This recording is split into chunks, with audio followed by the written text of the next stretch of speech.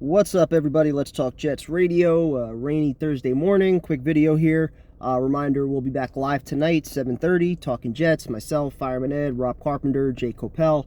Lots to talk about since last week. Promise we will get to comments and questions probably towards the second half of the show, just so I don't get ripped for that. But yeah, a lot to talk about. We got the draft. We got Rodgers making his tour through New York City and MSG. And then a couple veteran signings over the past 24 hours, starting with Randall Cobb yesterday morning, and then Al Woods at night, defensive tackle out of Seattle. Second defensive tackle from Seattle that they've signed with Quentin Jefferson earlier in the offseason. But the Randall Cobb signing, I think that was kind of predicted. I think most Jet fans expected that, just with the chemistry and the familiarity that he has with Aaron Rodgers. Certainly not a 70 or 80 catch guy anymore at his age, but still a decent fourth or fifth wide receiver to have. Certainly a good veteran to bring into camp that's going to know the offense. His quarterback is going to know him and all his tendencies, which is good. But I still think the Jets need another weapon. Is Corey Davis going to be on the roster or not? I think that's a big question, because then you still have that $10.5 million that you could put towards somebody else. Probably not any free agents that are really worth bringing in. I know guys like Jarvis Landry are still out there. I don't really know how much they move the needle. But I think the next guy that becomes available via trade, and it seems like DeAndre Hopkins, he's probably staying put in Arizona.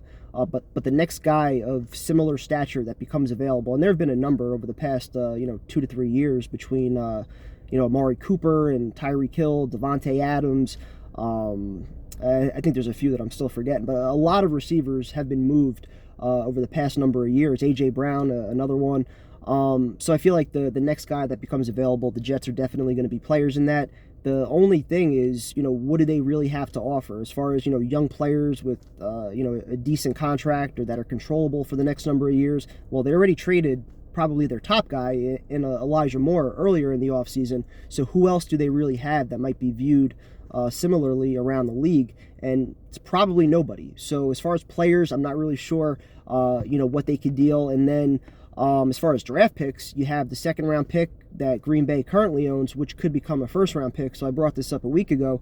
Do the Jets really have anything other than a third round pick next year and beyond to be able to offer up in trades? Can they still trade that second round pick and then Green Bay just automatically gets the first rounder? Or are both picks technically locked up with Green Bay until the 65% playing time stipulation is reached? So you hope that assets aren't limited as far as what they could do, especially in a win now season, whether it's during training camp or possibly even into the season. I do think at some point they're going to realize, hey, we need one more weapon if we really want to take this offense to the next level and where it could go.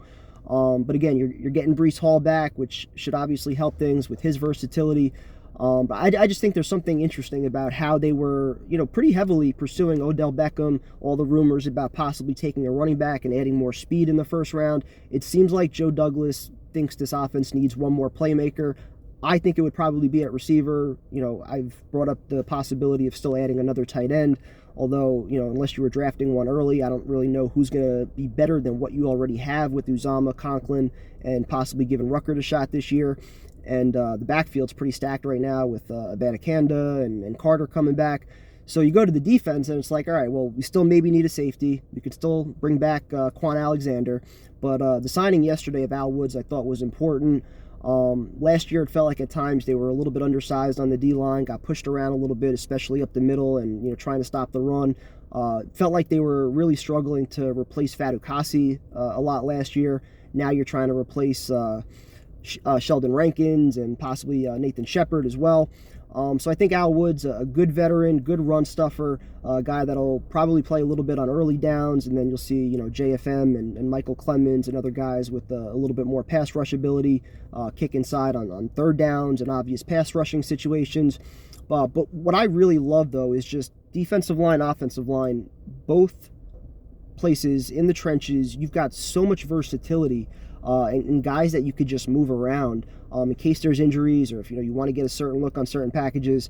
Offensively, with the addition of Tippmann and what that does for McGovern. Is he now your backup guard? If Tippmann wins the job in training camp, you got AVT, and he can pretty much play anywhere on the offensive line where he's needed. Bringing back Ogbui and Billy Price, who's played guard, tackle pretty much everywhere. so much versatility there. And like I was just saying, same thing on the defensive line, where you have guys like JFM and Clemens that you can move around, that you can kick inside if you need to. So I like the way that this team is coming together. I like the way the roster is coming together.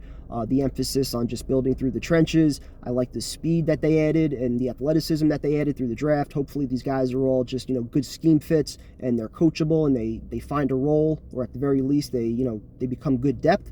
But all in all, I can't wait to get to the season. I can't wait to see Rodgers actually at training camp, just going through the offense and getting this team ready. So it seems like he's excited. I enjoyed listening to the Pat McAfee interview where, he's just talking about like pinching himself. Like he cannot believe that this is a reality. While I think Jet fans are saying the same thing. Like, is this guy really talking about our franchise in that kind of light? So damn cool. Talk to you guys later tonight. Go Jets. Talk to you then.